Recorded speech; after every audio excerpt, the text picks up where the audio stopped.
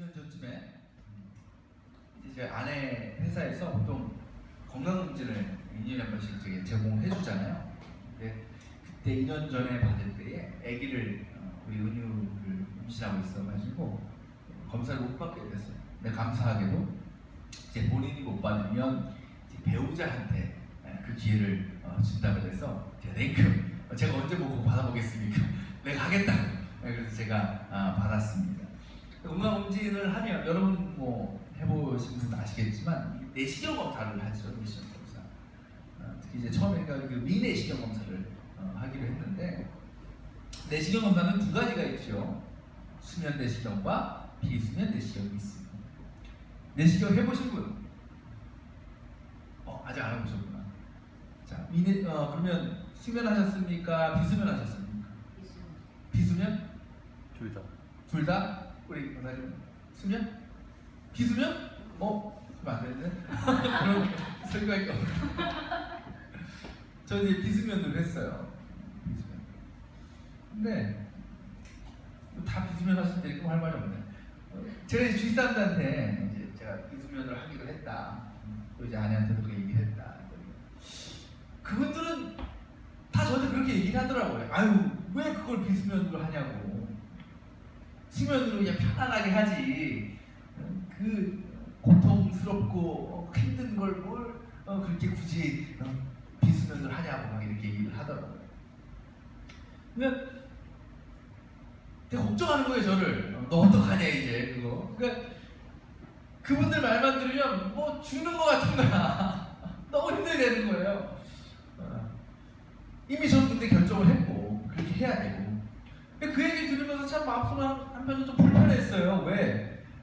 여러분 말이라도 야 괜찮을 거야. 아무것도 아니야, 별거 아니야. 그렇게 말씀해 주시면 좀 얼마나 좋겠어요. 근데 그걸 꼭 굳이 있는 그대로 야 너 힘들어. 얼마나 아이 힘든지 알고 너 죽을 수도 있어. 뭐 이렇게 막 협박식으로 하니까 야 이게 마음이 불편한 거예요. 근데 우리가 살면서요 수많은 일을 겪는데 우리가 처음 겪어보는 일, 또 어쩌면 좀 내 인생에 좀 큰 일을 겪을 때가 있죠. 아픈 때가 있죠. 예를 들면 뭐 큰 시험을 준비한다거나, 아니면 젊은 사람들 같은 경우에는 이제 군대를 이제 가게 되거나 참 두려운 일입니다. 처음 한다는 것이.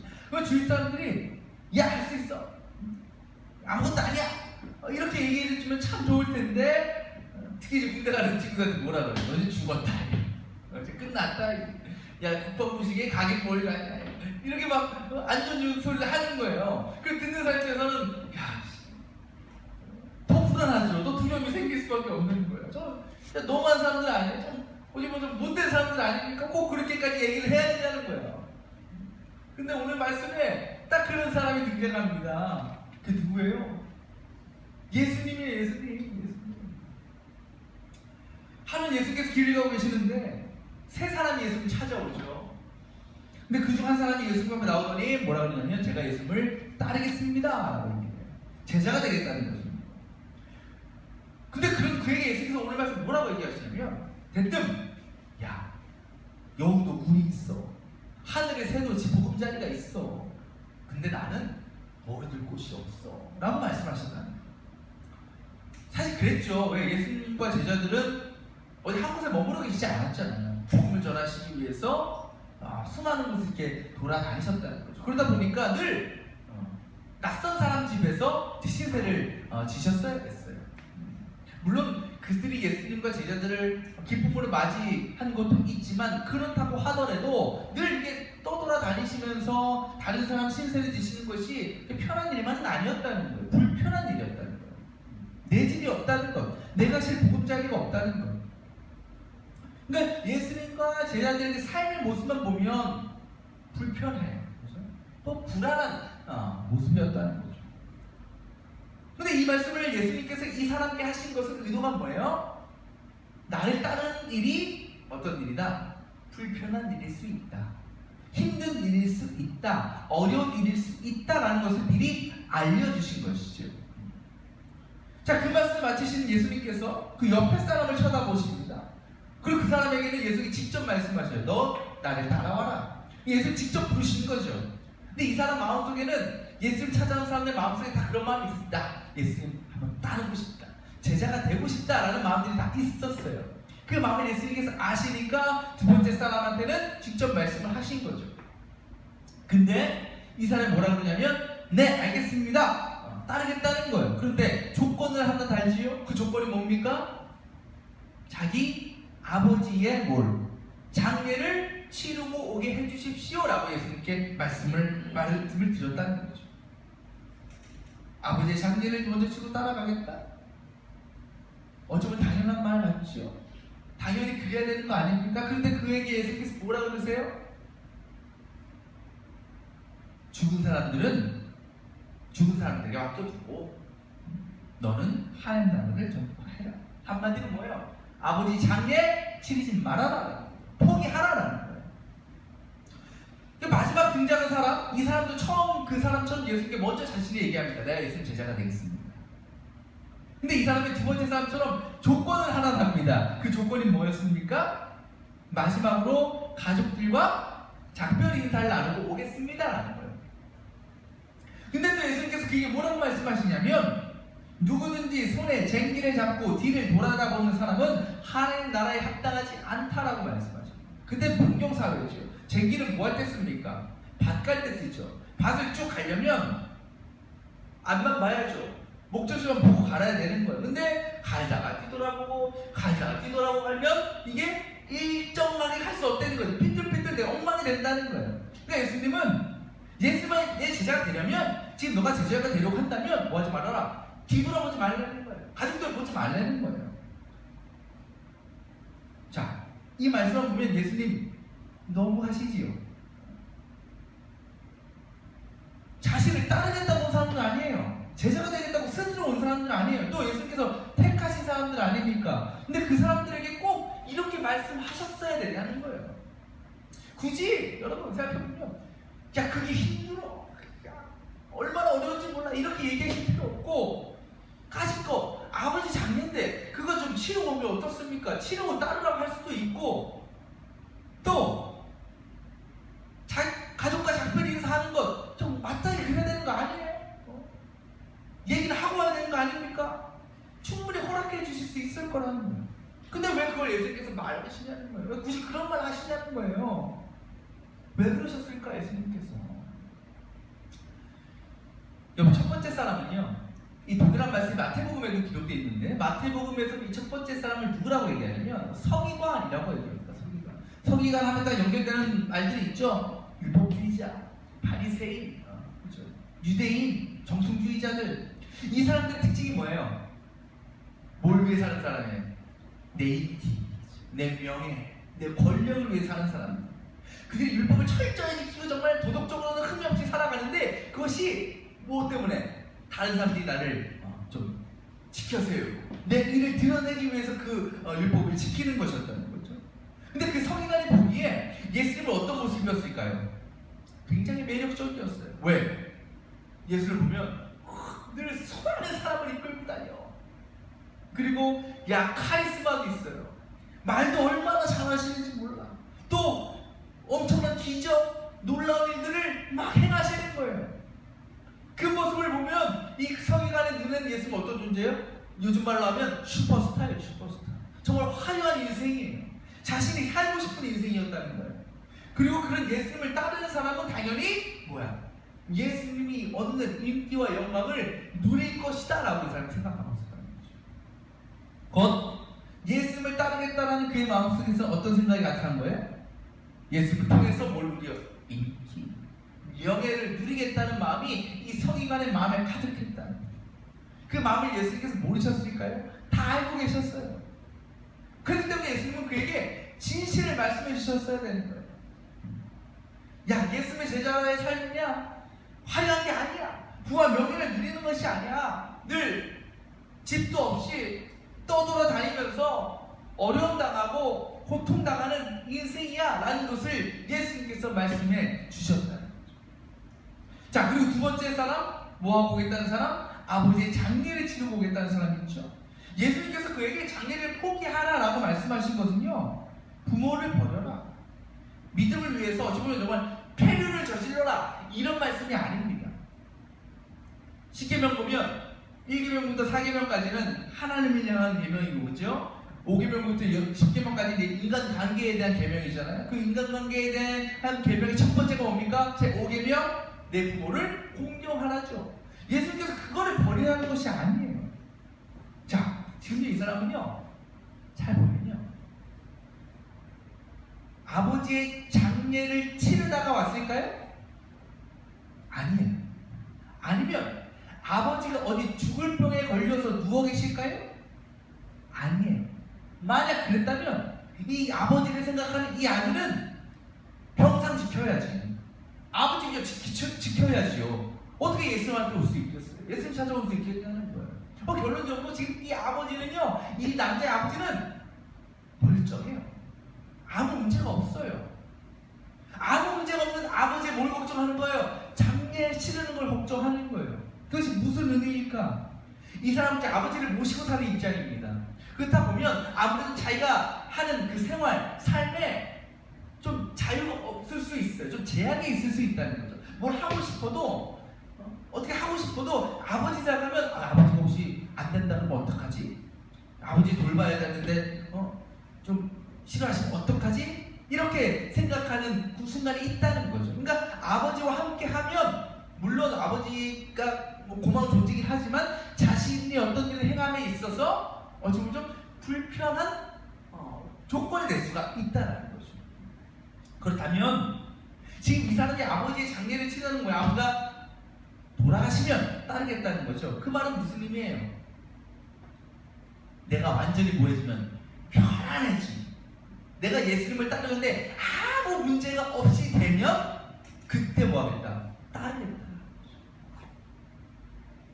그런 그 예수께서 말씀하시는 건 뭐예요? 야, 그렇게 편안함 찾으려면 따르지 마.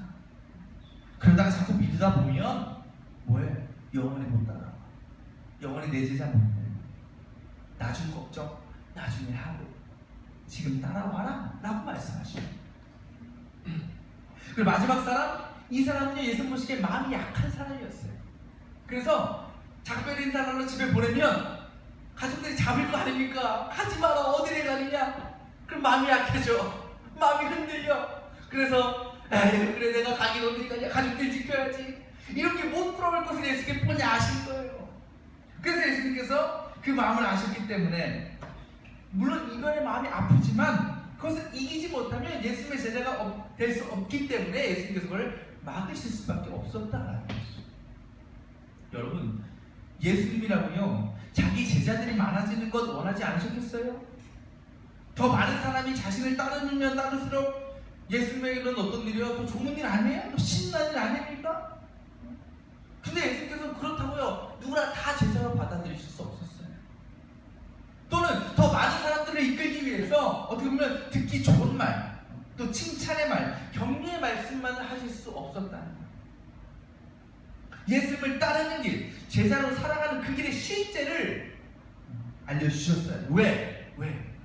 그렇지 않으면, 미리 알려주지 않으면, 그래서 그들이 준비되어 있지 않으면 혹 그 신앙 때문에 제자로 살아가는 그 길 가운데 만나는 어려움과 고통 때문에 좌절하게, 절망할 수밖에 없습니다. 금방 예수님을 떠나고 믿음을 내려놓을 수밖에 없기 때문에 그런 거예요. 예수님은요, 그들이 그렇게 되기를 원하지 않으셨어요. 자신의 제자로 삼기 원하셨고요, 그리고 끝까지 그 믿음의 길을 함께 걸어 나가기를 원하셨습니다.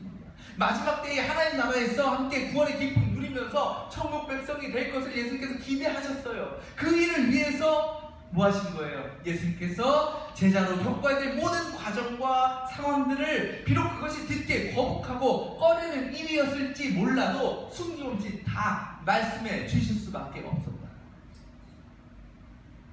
제가 그 비수면 내시경 앞두고 사람들한테 그런 말을 들을 때 저는 그렇게 생각했어요. 까짓거 한번 해보자. 죽기 하겠냐? 어차피 끝나는데 해보자. 부딪혀보려고 하는 거죠. 그러니까 마음속에 준비가 돼 있는 거예요. 한번 너네들이 말하는 그 죽을 것 같은 고통 한번 해보자. 내가 한번 당해보겠다. 라고 그렇게 간 거예요. 그렇게 검사를 했습니다. 근데 검사가 끝난 다음에 제가 선생님께 딱 한 말이 있어요. 벌써 끝났어요. 벌써 끝났어요. 순식간에 끝나버렸어요. 물론 조금 불편했죠. 고통이 없진 않았습니다. 그런데 생각했던 것보다 훨씬 연대만. 여러분, 선생님의 이 집어넣는 실력이 뛰어나서 제가 고통을 덜 느꼈을까요? 그리고 원래 고통스럽지 않고 힘들지 않은 것이라서 제가 그렇게 느꼈을까요? 아니었다는 거예요. 왜? 준비하고 있었으니까. 한번 해보자. 와 봐라. 감당해보겠다는 결단이 저에게 있었기 때문에. 만약요, 주위 사람들이 저한테 야, 아무것도 아니야, 금방 끝나, 하나도 안 아파, 이렇게 얘기해서 저 아무것도 준비 안 했을 거예요. 마음의 준비 전혀 내지 않았을 거예요. 그때 선생님 들이밀면 우와! 그 중에 나쁜 놈들 나한테 얘기도 안 해주고 이렇게 힘든데 이렇게 나왔을 거라는 거죠. 근데 그 힘들다는 말, 고통스럽다는 말 들어왔으니까 뭐 한 거예요? 준비가 되는 거예요. 야, 얼마나 힘든가 보자. 그러다 보니까 준비가 돼 있으니까 참을 수 있는 거예요. 그 고통이 그렇게 크게 다가오지 않았다는 거죠. 여러분, 우리가 그리스도인으로서 살아가면서 겪게 되는 어려움이 있습니다. 고통이 있습니다. 특히 우리가 신앙 때문에 당해야 될 어려움들이 있어요. 포기해야 될 것들도 있습니다. 하지만 그것 때문에 우리가 예수님을 원망할 수는 없어요. 왜? 예수님 분명히 말씀하셨거든요. 우리에게 뭐라고? 천국으로 가는 길은 좁은 길이다, 좁은 길이다, 세상으로도 핍박받을 수 있고 박해당할 수 있다, 분명히 예수님께서 말씀하셨다는 거예요. 그렇다면 우리가 그리스도인으로서 살아가는, 이 땅에서 살아가는 이상 우리가 신앙인으로서 살아가면서 만나는 고난과 어려움은 피할 수 있습니까? 없습니까? 없어요. 절대 없어요. 그렇다고 우리는 두 가지 선택하는 거예요. 뭐? 포기하든지 아니면 결단하든지. 한번 해보자. 감당해보자. 여러분, 우리가 어떻게 믿은 예수님입니까? 어떻게 만난 예수님입니까? 그리고 예수님께서 우리에게 어떻게 허락해 주신 그 은혜인데, 그 구원인데 우리가 그것을 어떻게 쉽게 포기할 수 있겠습니까? 그렇다면 우리는 어떻게 해야 돼요? 포기해야 돼요? 아니에요. 결단하는 거예요. 결단. 어떻게 싸워보자. 감당해보자. 말씀대로 살아보자. 그 어려운 고통 얼마나 큰지 내가 한번 싸워보겠다. 그 용기와 믿음으로 준비가 돼 있어야 된다는 거죠. 근데 놀라운 것은 그렇게 결단하고 나면, 마음 먹고 나면, 준비가 되어 있고 나면 우리에게 다가오는 그 어려움과 고난들이요, 그렇게 어려운 일이 아닌 걸 알 수 있어요. 그렇게 힘든 일은 아니었다라는 걸 우리가 깨달을 수 있다는 것입니다. 그것은요, 그 일들이 고난의 크기가 약해서도 아니에요, 작아서도 아니에요. 우리의 결단을 통해서 성령님께서 그것들을 다 감당하면서 이겨낼 수 있는 믿음과 능력과 힘을 허락해 주시기 때문에, 아무리 사람들이 보기에 야, 저거 어떻게 견뎌, 아, 저건 안 될 거야, 이렇게 우리를 바라보면서 얘기해도요, 우리는요, 성령의 능력으로요, 믿음의 눈으로 바라보면요, 아무것도 아닌 것을 우리가 깨닫게 된다는 거예요. 이겨나갈 수 있게 된다는 거예요. 여러분, 이것이 정말 놀라운 일 아닙니까? 이것이 기적 아닙니까? 얼마나 우리에게 신나고 기쁜 일인 거예요. 사랑하는 여러분, 혹시 그리스도인으로서 하나님의 자녀로 내가 감당해야 될, 때로 포기해야 될 문제들 때문에 주님께 온전히 나아가지 못하고 있는 내 모습은 아닌지 돌아보시길 바랍니다. 미리 두려워하지 말고, 미리 포기하지 말고 한번 감당해보겠다 결단하고 다짐하는 우리 모두가 되시기를 바랍니다. 그때 성령께서 힘을 주시고 능력을 주신다는 거예요. 그 어떤 두려움도 어떤 고통도 아무것도 아닌 것처럼 겉들이 감당하고 이겨나가게 해 주신다는 것입니다. 그래서 우리 모든 성도들 그 결단과 그 고백을 통해서 우리 그리스도인으로서의 삶을 감사로 또 기쁨으로 채워 나가시는 우리 모든 성도들 되시기를 축원합니다. 기도하겠습니다.